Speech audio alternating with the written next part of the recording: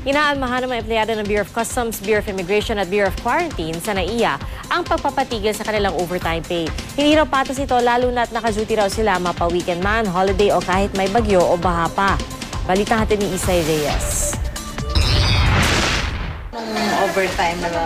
Ang mga dilaw na armband na ito sumisimbolo raw sa hinaing ng mga empleyado ng Bureau of Customs, Bureau of Immigration at Bureau of Quarantine laban sa bagong patakarang ipinatutupad sa mga airport. Simula raw kasi ngayong buwan, ipinatigil na ang pagbibigay sa kanila ng overtime pay ayon sa direktiba ni DOT Secretary Mar Rojas. Kaya naman ang maliit na raw nilang take-home pay, mababawasan pa. Overtime na to is born out of necessity. Kasi yung airline naman yung nagdedetermine kung ano yung schedule namin. Okay. Dahil nandito kami hanggang may flight. Kahit lumampas ng 8 hours, kahit Saturdays, kahit holidays, kahit may baha, may bagyo.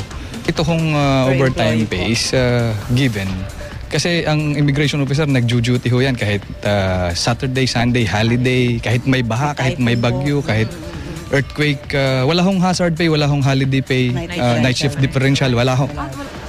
Hindi rin daw nila maintindihan kung paano naaapektuhan ng gobyerno sa kanilang overtime.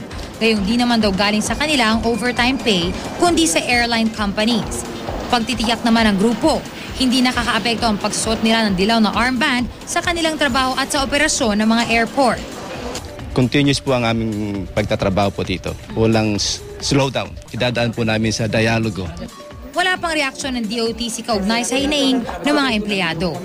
Isay Reyes, GMA News.